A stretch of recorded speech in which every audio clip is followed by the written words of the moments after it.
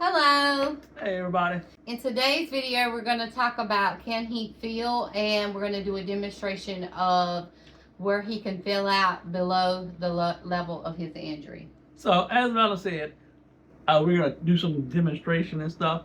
And my injury is C5, C6, which is about right here. So I do have some feeling below the level of my injury. However, it is not complete feeling. And when I first got hurt, they actually classified me as a complete injury, which means that my spinal cord had been completely damaged or completely severed in two, and I would have no feeling below the level of my injury. However, that's not the case because I started developing some feeling about 2 months after I first got hurt, and I began to get feeling in like my toes and other places like that. And so we're going to show you exactly what it does.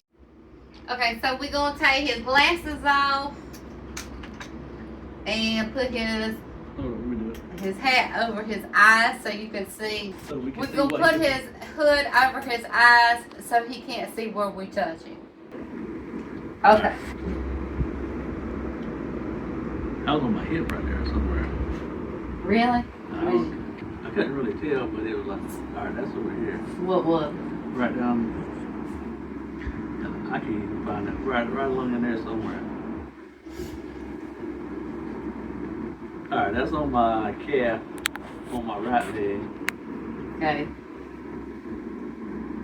That was at near my knee on my left leg. That's my belly. That was my right arm. Where was that at? I couldn't tell. That was my left knee. That was my shoulder right. Well, not my shoulder, right there. Okay. So as you can see, when I tapped Heath's knees, he could not tell that it was his knee. I took a knock on your knees on my Yeah, I hand. couldn't tell like tip off. And you thought it was on your heel. Because it was moving my leg right there. Really? Yeah. Okay. So that's a demonstration of what he can feel and how he could feel. We're not gonna mess with the toes or anything because they very sensitive. So as you seen, when I knocked on his knee with my hand, which wasn't very hard, with my fist, it wasn't very hard, but he said he felt his hip, and therefore, after we finished filming that part, I showed him what I was doing, and then he claimed that he could feel in his left knee. Well, on the left knee, like when you hit the front of it, I can't tell. I hit it in the same spot. Right here, when you touch right here, I can feel right there. But right there on the kneecap, I can't. I hit it in the same spot, y'all. Yeah. And he says his left knee is very sensitive, but only when he's seen it, it appeared to me that's when it was sensitive. Well, it's not really my knee that bothers me. It's like on the side right there, that side there, and below where my kneecap is at, and above my kneecap. Yeah. Like where it like touching right there, where you was touching it. So I can't feel that, but above it I can. So I will say that his toes are very sensitive, but we didn't do that because I don't want to make him upset or anything like that. Well, it feels like, try to explain it in a way. You ever had like a gnat buzzing in your ear, how irritating it is? That's how it feels, or like a fly landing on it.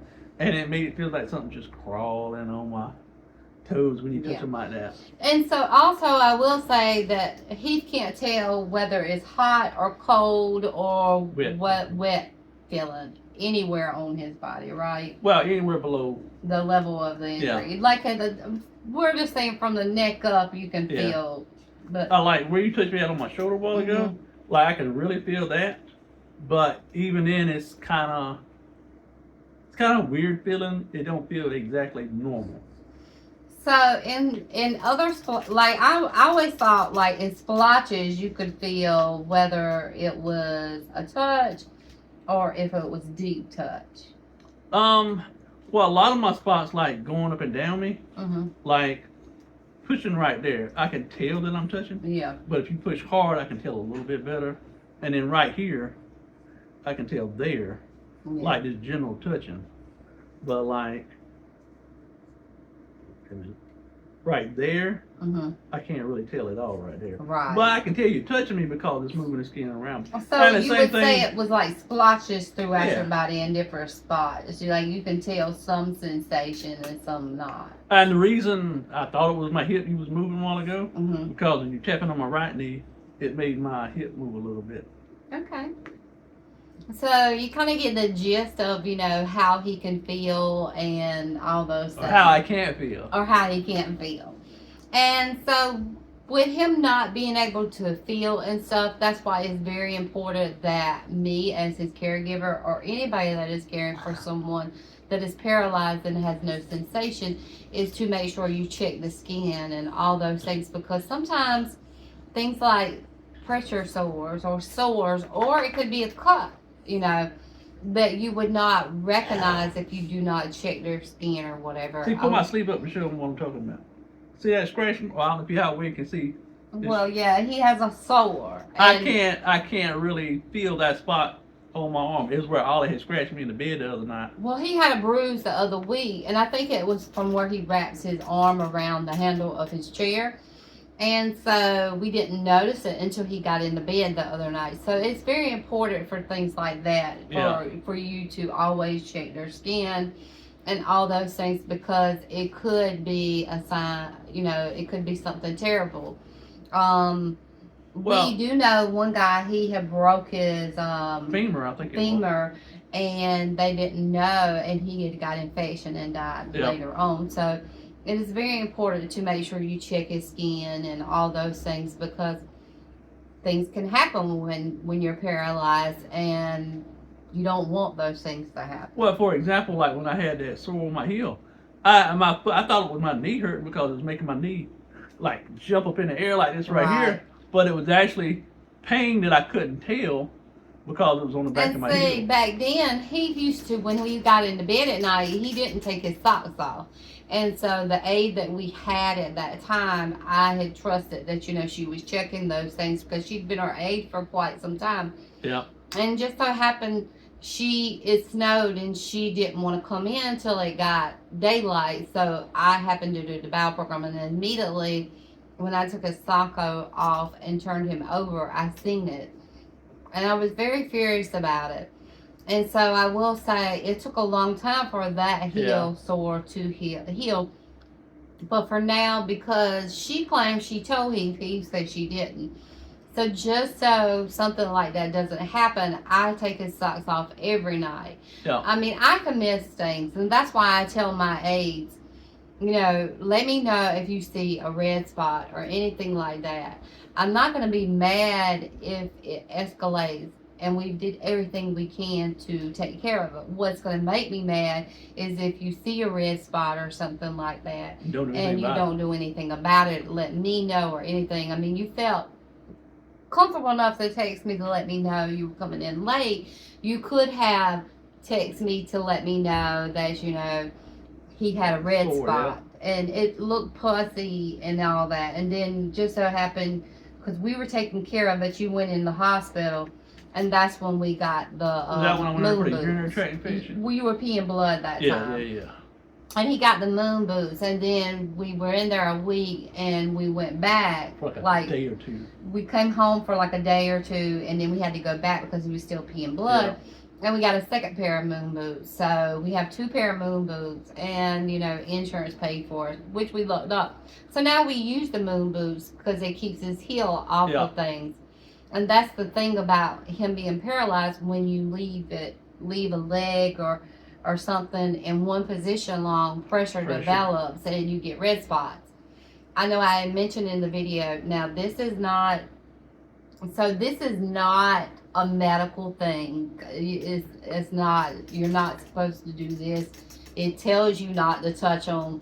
But for me and for Heath's care, I have found what helps me is if he has a red spot. Show this.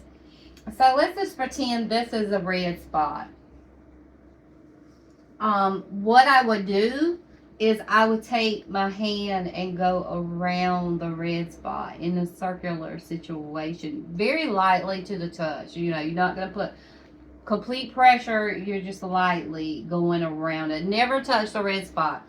And that helps stimulate it, and I've noticed that they go away pretty quick. But I have read in my studies that red spots should go away.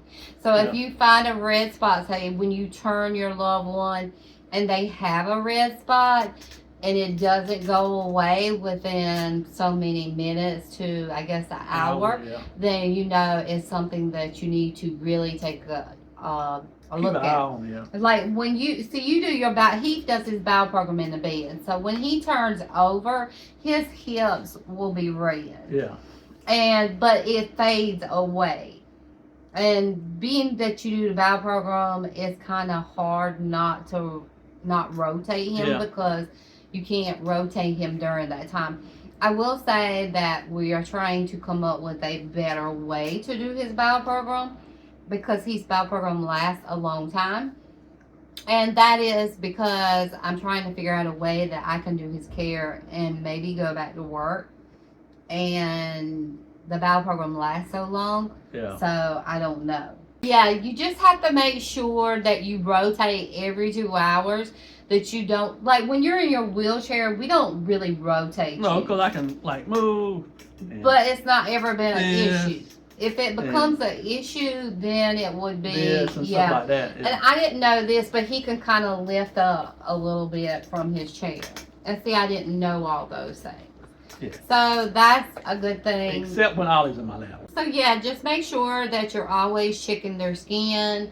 That is the whole point of this video, is to kind of talk about where he can feel and how he can feel, or what he can't feel and what he can't, and what to look for, because the skin is just so important for someone that is paralyzed, and as a caregiver, or if you're paralyzed, because a lot of people that are quads can take care of themselves.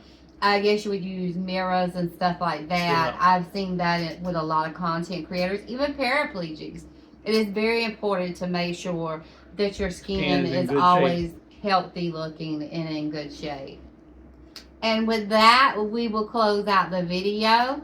Much love. We appreciate everyone, and we will see you in the next video. Bye, everybody.